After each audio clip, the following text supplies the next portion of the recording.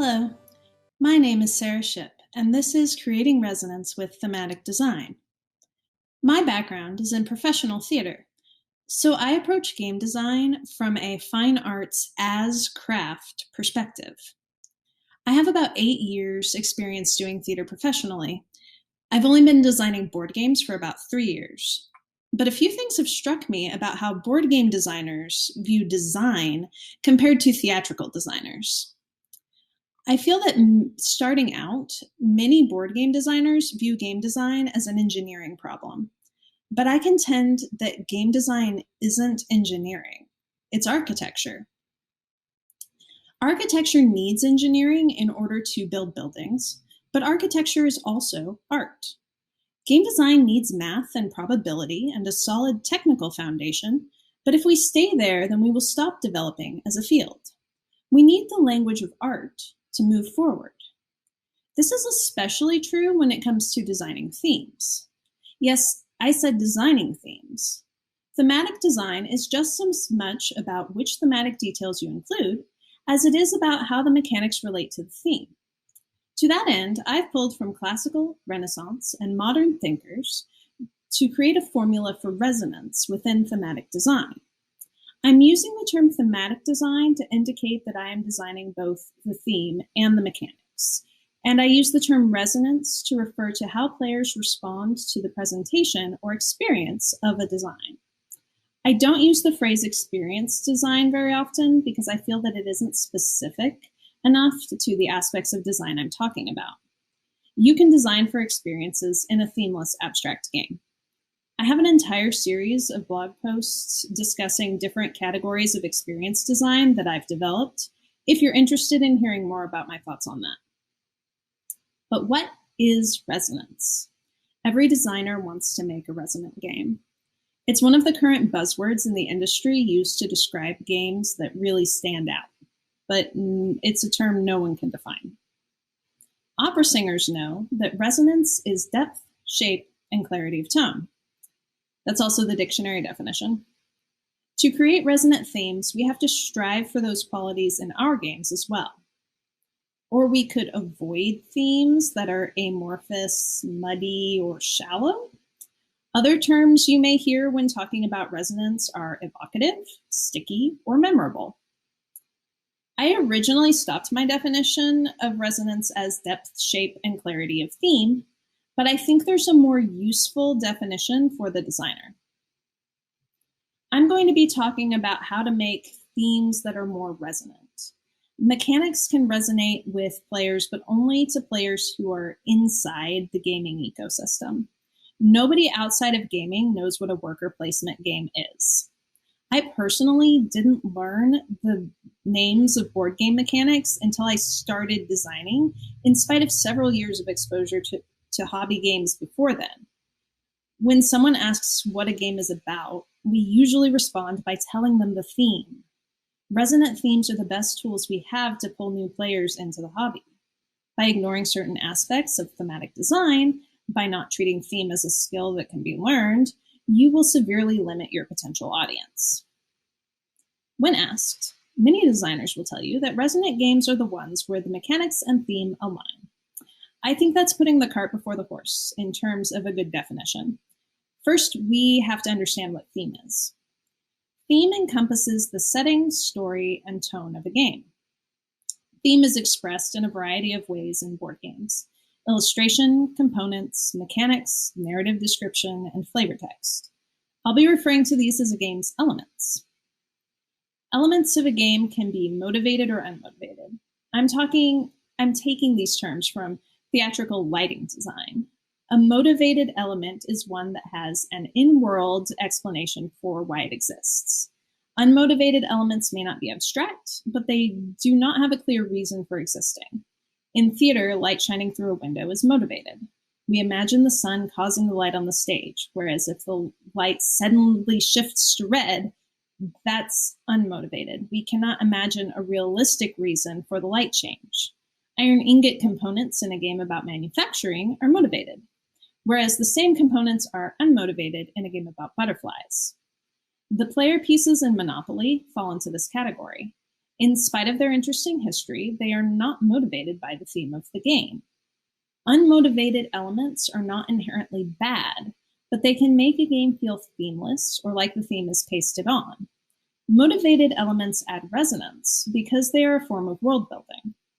What you are saying when you include motivated elements is that these things exist in your game world for a reason. Some unmotivated elements are necessary, such as scoring conditions that can't logically arise from the theme. The trick here is balance. There needs to be enough motivated elements to offset the necessity of including elements that aid rules comprehension and gameplay. If you don't find this balance, the game will either be incomprehensible or the theme will feel pasted on. I refer to games where the theme and mechanics mesh well together to produce a complete experience as being thematically well integrated. An element could be motivated and still not be integrated. When this happens, those elements will either feel superfluous or like the theme is pasted on. Each individual card in the hand-building game Fantasy Realms is thematically motivated, but the experience of gameplay lacks a thematic cohesion. Cards go in and out of your hands quickly and for no thematic reason.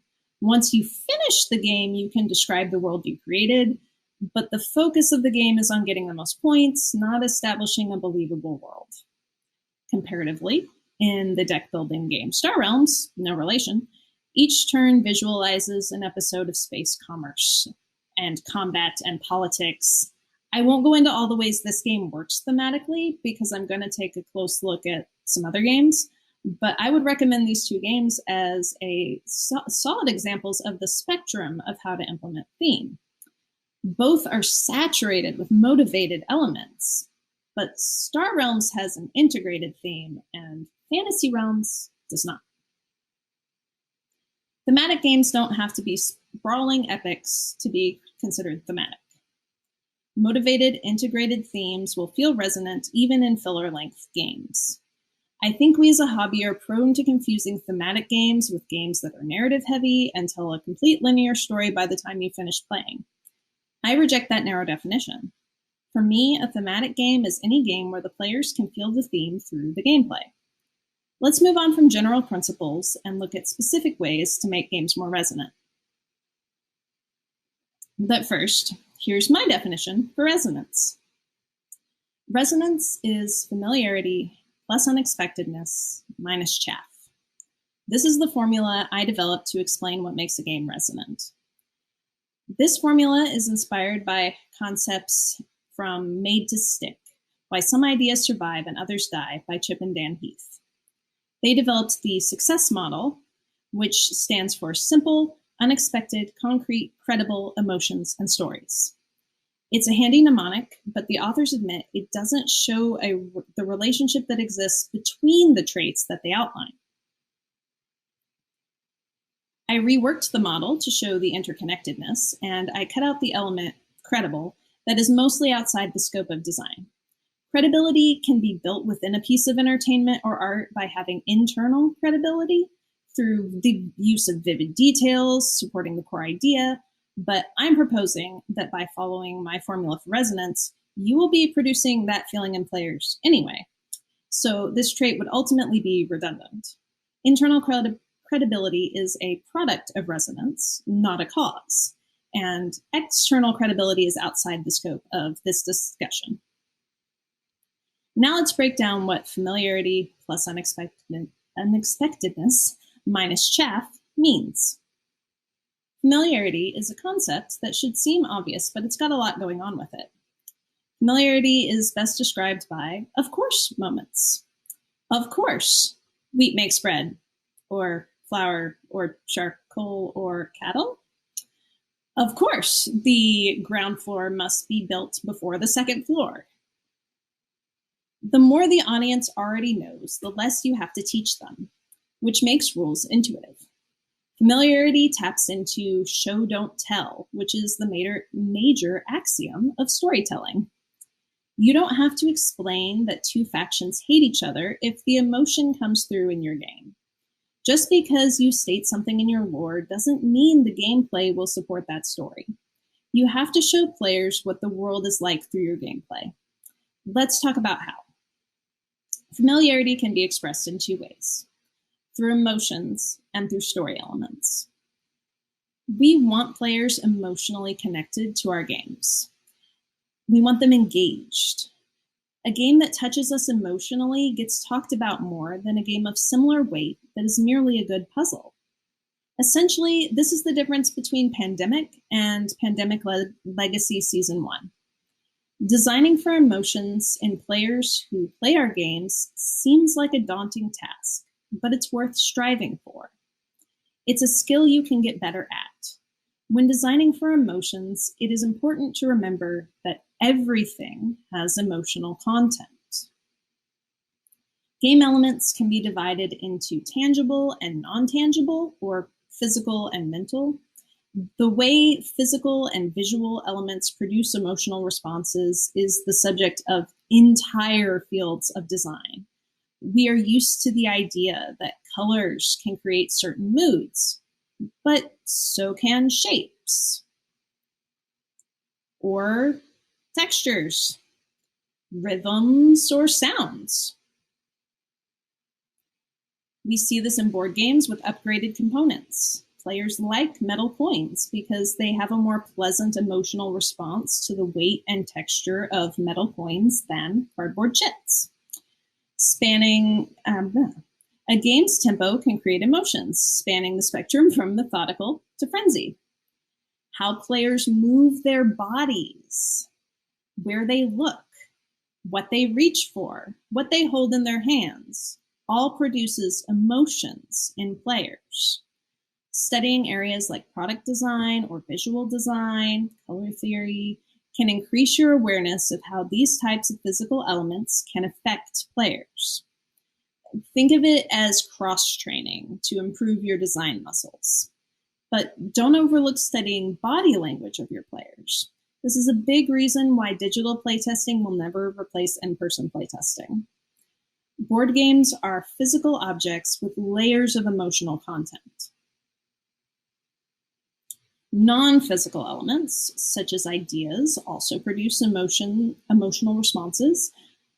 Narrative elements, such as settings, stories, or even characters, are capable of producing complex emotional experiences. Just ask anyone who's played time stories. In addition to other narrative elements, strategies, and other elements of emergent gameplay can create emotions in games. I'm not going to touch on strategy here, though, because there are other resources out there that discuss game arcs and player engagement a lot better and more in depth. The point here is that everything produces emotions, and the only emotion we really want to avoid is boredom. Emotions are something to be aware of and even playtest for, but they can be somewhat ethereal when we are attempting to list design principles. Designing for emotions comes with practice. So let's move on to story elements, which are more concrete and easier to implement into design. In 1570, Lodovico Castelvetro codified what became known as the classical unities of theater: unity of action, unity of place, and unity of time.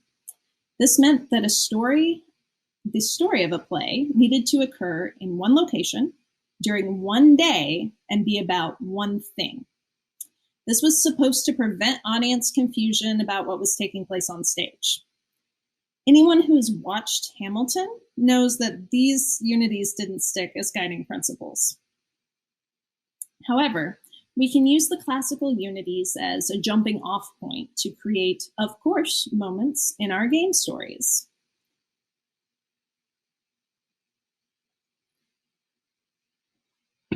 The purpose of the classical unities was to make sure that the audience knew what was going on. One of the traits of resonance is clarity. I know I said one of the other traits was depth, but we need to prioritize clarity because players need to be able to see what they are doing clearly before they can appreciate the breadth and scope of your game world. Our players need to know why they are performing the actions of the game. To design a more thematic game, there needs to be unity of action between the mechanics and the theme. I label this as plot. Game objectives should align with the theme, which is to say the plot of your gameplay should align with the plot of your theme. And themes should be complete sentences, not just nouns. Dogs is not a theme. Dogs chasing mail carriers is a theme. Can the dogs work together to protect their house from trespassing mail carriers? That's a resonant theme. Themes should have verbs. Verbs indicate actions. Themes without verbs almost always feel pasted on.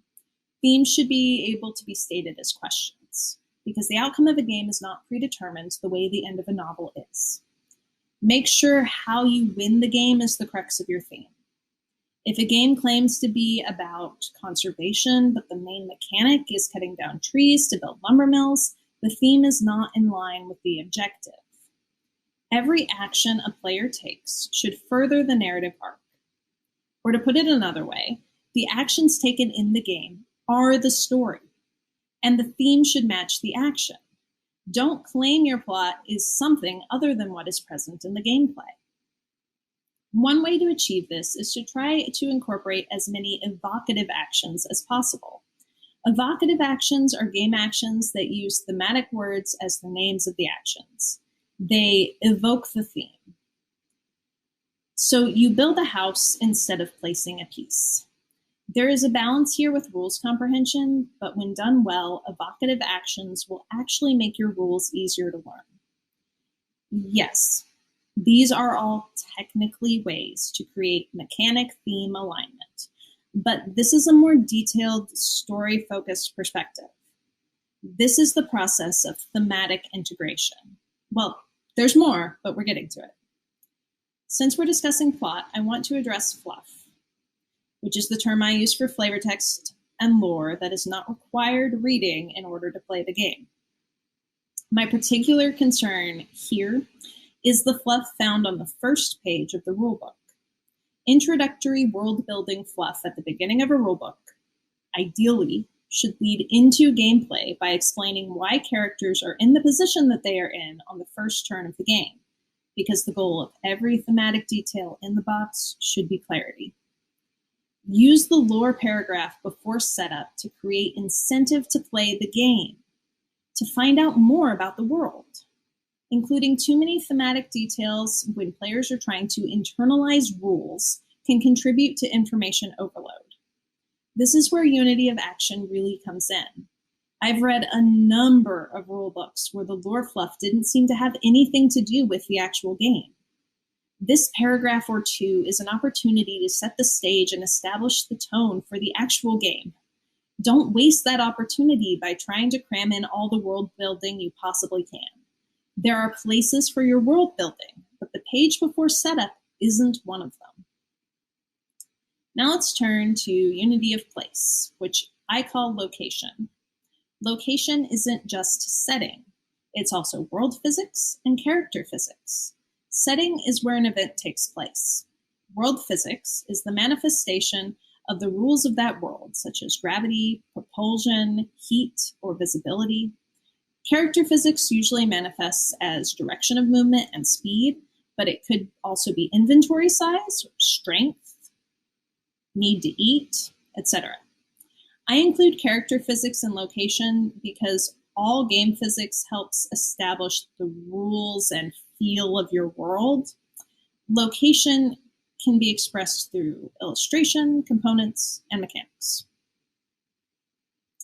The conveyor belts in Sushi Roll are such a small addition, but they do so much to add sense of place. In Sushi Go, players collect sushi to form their meals, but they seem to do so in a void. By that I mean there is no indication in the game where the players are when they are collecting sushi. The only sense of location is the chopsticks, which reminds us that we're not eating with our hands. Not only are the conveyor belt tiles in Sushi Roll useful mechanically, but they go a long way to evoking location. We are in a conveyor belt sushi restaurant. That's a way cooler place to be than a void. The building rules in Walking in Verano are one example of how using recognizable physics can help teach the rules of the game. In Verano, players are constructing buildings one floor at a time, but must build from the ground up unless they use scaffolding as a temporary floor. It seems like such a little thing, but a board game that acknowledges gravity clearly sets that game in a world that is comprehensible to the players. And because the world is comprehensible, the rules are easier to remember. I may be alone in this, but I'm a big fan of the rondel mechanic in Scorpius Freighter. The action locations are visited by ships that are slowly orbiting planets. This mechanic ties the circular rondel shape to orbits, and the limited movement per turn evokes the vastness of space, whether or not actual orbits would be that slow. Location is about creating a sense of reality through game elements. As humans, we can relate to physics that matches what we see in the real world. However, I'm not saying that the physics in the game needs to be scientifically rigorous, merely something logical to players. But the pagoda in Four Gardens doesn't create a sense of location because its physics are not analogous to the real world. Even skyscrapers with spinning restaurants only spin part of the building and only one way.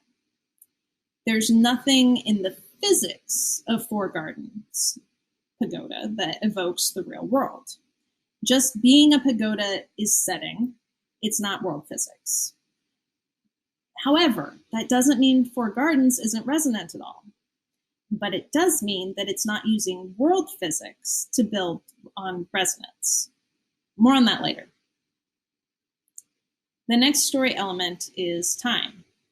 I don't view time exactly the way unity of time works in theater. Games don't have to tell linear stories in order to be understandable by players. Time behaves differently in games than in linear entertainment. This is because perception of time passing has a lot to do with how a player feels while playing a game. Time is about pacing and rhythm and scale, not about game length or linear narrative. How we theme our games should be informed by the pace of the gameplay. Game progress should align with the amount of time represented by the game's theme.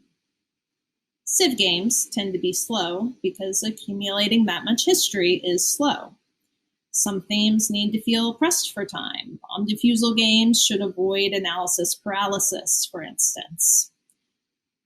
Turn length, round length, and scoring style affect the pacing of the game, but a player's physical movement and handling of game components can also contribute to the perception of timescale in a game.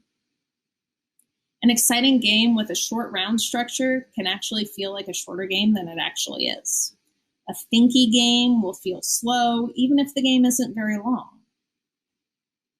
Combining time and location, I use the phrase find the movement as a great place to start when re-theming a game.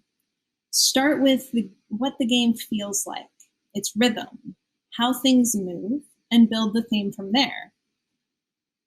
I do this because the pace and physics of a game are what will contribute most to a feeling of verisimilitude between the theme and the mechanics. This method is harder than just picking a cool sounding theme, but it yields better results. Alternatively, be prepared to change your mechanics to match your theme. I add to Castle Vestro's list of plot, location, and time, character. I think of player characters more like miniature plots unto themselves. I separate character from plot because in storytelling, characters are often at odds with the overall plot. Characters have desires, faults, and ideals. So this category is more about a character's goals than about their physical traits, which I place in location. Characters' in-world desires should match their mechanical goals. In good fiction writing, characters have goals and obstacles to those goals. Good game design works the same way, so it only makes sense to have a character's deepest desires line up with their win condition. Root does this surprisingly well, in that the mechanics and win condition of the different factions are expressed so much about the socio-political environment of that world. Individual characters are easier to identify with, and thus more empathetic, than faceless collectives like factions or corporations. Humans are also more empathetic than aliens. Remember, the goal is to create an emotional response in players, and one way to do that is empathy. We like what we can relate to. One concrete element that can add a lot of emotion to a theme is relationships. This doesn't have to be fully developed fog of love style relationships. Two brothers raising armies and going to war is a better story than two factions going to war. I experienced this with my first signed game. I started with a game about how the aristocracy built generational wealth, but I felt the theme didn't resonate well. It didn't resonate as well as I wanted. I didn't really care about money being passed on generationally from father to son. I wanted players to play as a single person they could identify with. However, a single person receiving inheritance from multiple sources becomes increasingly implausible with each inheritance. I wanted a stronger sense of relationship than that would raise the emotional stakes of the theme. So I changed the theme to Victorian women killing their husbands for inheritance money and called it Deadly Dowagers. In addition to only playing a single character, the retheme adds relationships between the player characters and the NPCs. Admittedly, this may not be a theme that pulls everyone in, but it is memorable, evocative, and resonant. Familiarity isn't enough to make a game stand out. Unexpectedness adds spice to familiarity. Unexpected elements grab attention and generate interest through breaks in a pattern. However, this requires that you establish a pattern before you can break it. If everything is unexpected, nothing is. Unexpectedness can occur thematically as whimsy, fantastical elements that depart from reality, as reversals or flipped tropes, as uniqueness and innovation, or as high production values. But again, once everyone has games with miniatures or the latest hotness, that ceases to be a draw for any particular game. The trick to adding unexpected elements is to keep them unexpected. I explain whimsy as the defining aesthetic of a Miyazaki film. In design language, fantasy means images and themes that depict things that could never exist in reality. More along the lines of the flying whales from Fantasia 2000 and less medieval wizards, if that makes sense. Whimsy is the inclusion of fantasy elements with possibly a lighter touch. This is where Four Gardens fits thematically for me. A 3D rotating tower of resources is whimsical and creates the unexpectedness needed for resonance. Reversals take familiar storylines and flip the script. This is an easy unexpectedness hack, but not everything is made better by using a reversal. The story you tell still needs to feel motivated by the actions and needs to create the proper emotional responses in players in order to feel thematic. Trope subversion doesn't have to be a complete reversal, however. Subverting expectations can be a powerful storytelling method and resonance generator. Reversals or subversions can create feelings of imbalance in players that can draw them into a game emotionally because they no longer know what to expect. While we're talking about tropes, reversals are a good way to avoid stereotypes. However, regardless of whether an element is presented as true to type or as a subversion, we should take care to present our themes in a manner that is well thought out and respectful. I find that most harmful stereotypes appear in designs in which the designer simply didn't care enough to put in the work to make the theme more vibrant and respectful. I hope that one takeaway from this panel is that good themes don't just happen, they take work. Innovation or other forms of uniqueness will always create excitement. But just like production values, there's a limit to how far uniqueness can take you. Innovation generally will lead to more critical acclaim than commercial appeal. And uniqueness is difficult to set as a design goal. While it's great to stumble into genuine innovation, high-quality iteration is easier to plan for and to achieve. And by making a really resonant game, you can make a game that feels innovative even if the concept is a rehash of something else. A lot of games rely on production values to generate excitement. Previously, production values were a type of uniqueness. I'm a proponent of good-looking, high-quality games. But as high production values become commonplace and expected, they will no longer be able to be relied upon to single-handedly generate interest in a game. In other words, production values can still provide a hit of uniqueness, but the jury's out on how much longer that will remain true. Also, as a designer, production values are typically outside of my control, as I don't plan to ever self-publish. There are trends within product design, There are trends within the product design of a game to try to generate interest. Miniatures, custom-shaped or screen-printed meeples, scenario books that replace boards, apps, etc. One that I find interesting is verticality, the implementation of components that make significant use of the y-axis. I find verticality interesting because some designs seem to include it only to increase table presence and don't connect it to gameplay, which is not very resonant. Speaking of table presence, let's talk about gimmicks. Gimmicks rely on big, splashy elements to grab attention. Anything that does that can feel gimmicky. Instead, we need to be asking interesting questions of our design. What component would most help drive home the theme? What would make players care more about the characters or story in the game? How can I subvert expectations? I particularly like trope flipping because it requires a minimal amount of effort to achieve results. Theme-forward techniques like that don't increase the cost of the game in the way adding miniatures does is a low-impact way to get a lot of results. It's cheaper. Asking questions of your design requires you to engage with your theme. Never, ever, ever expect your audience to do the imaginative work that you were unwilling to do. I don't mean that you have to spell everything out for your players. I mean that you need to critically examine your theme to see where engagement or interest could be added. Engage your theme and interrogate it. You'll be surprised where you end up.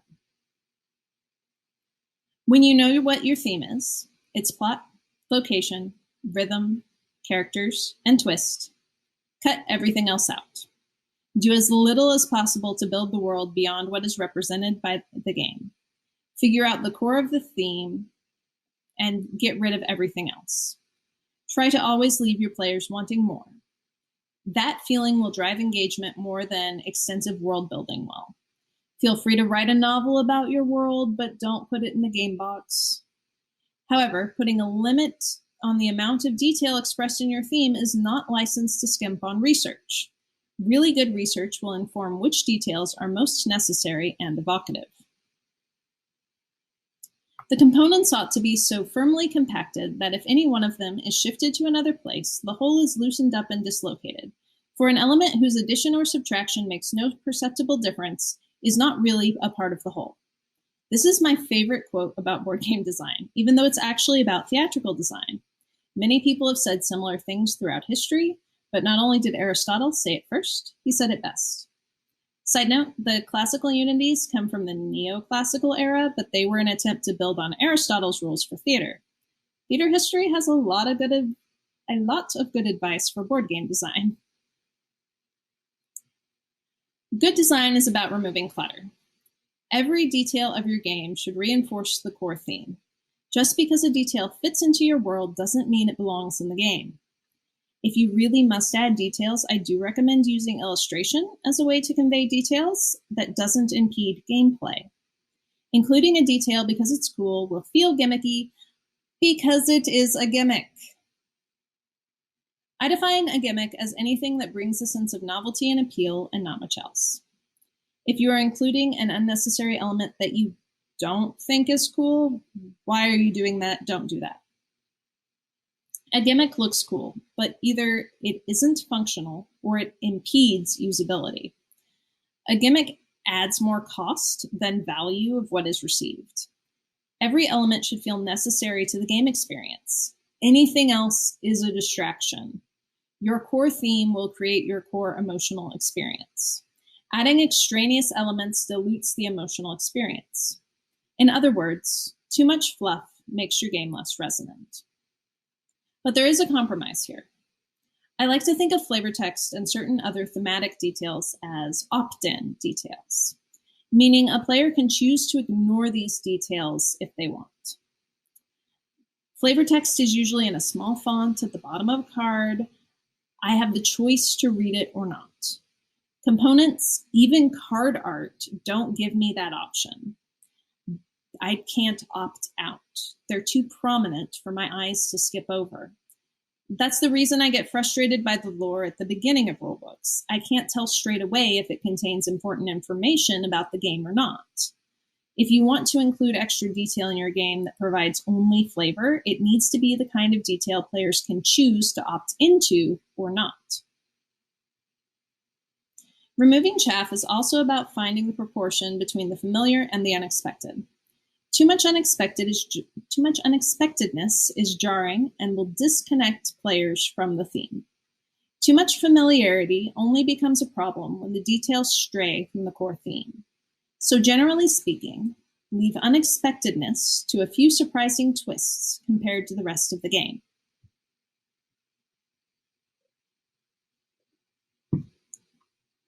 Now I'd like to look at two games as case studies to see how they implement the traits I've outlined. The first is Tokaido. Let's start with the rules lore to see what the game says about itself. The players are travelers into Japan in the days of old. They will follow the prestigious Tokaido and try to make this journey as rich in experience as possible. To do this, they will pass through magnificent countrysides, taste delicious culinary specialties, purchase souvenirs, and benefit from the virtues of hot springs, and have unforgettable encounters. Or as most gamers have described the game, you're competing to have the best vacation. I like the brevity here. There's additional historical information at the end of the rulebook, but the introduction only tells you what you need to know to get into the game. It's not amazing writing, but it gets the job done. The board itself is fairly abstract, but we still see a road clearly stretching across it, with wayside points to stop at. In this case, the suggestion of a road is just as effective as a more realistic illustration. After all, the character movement reinforces the idea of a road, as does the elongated shape of the board. Without these signifiers, however, the abstract representation would not have been as effective. Tokaido is a masterclass of evocative actions. Let's look at the action names in the game. Well, first, a player moves a traveler and lands on a space. I'd prefer if the player traveled to a location and visited or stopped there, but we can't have everything. However, each of the spaces is evocative in a way that aids rules comprehension. Shops sell souvenirs, temples accept donations, encounters reveal people, inns provide meals. Ending a round or day with essentially dinner is particularly evocative. The remaining locations require a small amount of imagination, but we can assume that farms produce money because you spend time there as a day laborer. Panoramic views appear to produce panoramic artwork. The location and the cards are just called panorama, which is a touch confusing. And hot springs presumably produce relaxation.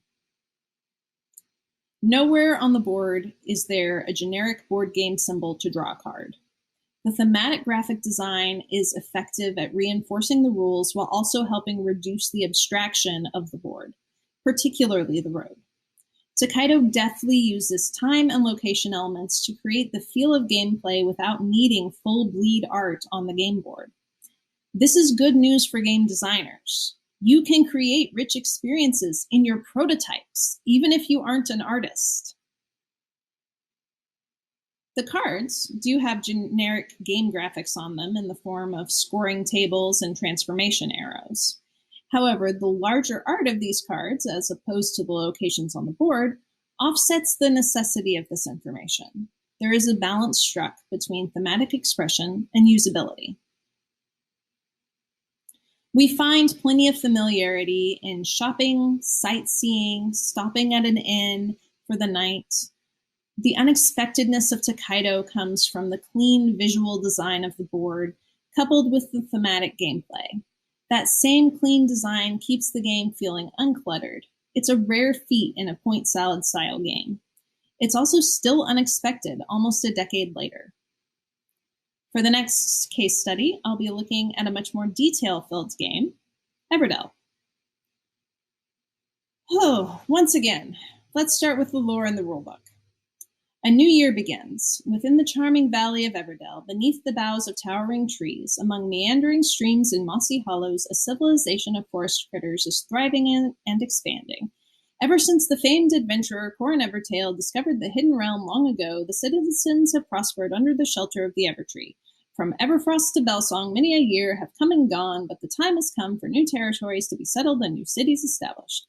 You will be the leader of a group of critters intent on just such a task. There are buildings to construct, lively characters to meet, events to host. It will be a busy year. Will the sun shine brightest on your city before the winter moon rises? It's not great. There are too many details in general, but also too many details that only exist in the rulebook and that don't appear in the game. This is a game with a lot of flavor text, both on the cards and in the rulebook, including a short story and a poem, in addition to this intro fluff. But most of that text is very clearly opt-in lore. The beginning of the rulebook is a place most players don't want to dwell on. Lengthy fluff like this with lots of adjectives and place names feels like a loss of momentum before the game has even begun. I would prefer something more like this. Within the charming... A new year begins. Within the charming valley of Everdale, a civilization of forest critters is thriving and expanding. But the time has come for new territories to be settled and new cities established. You will be a leader of a group of critters intent on just such a task. There are buildings to construct, lively characters to meet, events to host. It will be a busy year. Will the sun shine brightest on your city before the winter moon rises? The focus changes from what the players will be doing in the game to what the players will be doing in the game, not the geography and history of the world. Now, don't get me wrong. This is perhaps my biggest criticism of Everdell's expression of theme, and it's one that's shared by many games. One lesson here is to read your lore fluff out loud to see if you're giving the reader too much detail. Let's move on. The art of Everdell is highly evocative. Reminiscent of other works such as The Wind in the Willows or the Redwall series, the art immediately establishes the tone of the game. Cozy, but not completely free from conflict. The resources in Everdell are delightfully tactile. The berries, which are made of a squishy plastic, are a standout example of how materials used in components can create resonance. The rest of the resources are nearly as good. The resin is translucent, the pebbles are opaque hard plastic, the twigs are made out of wood.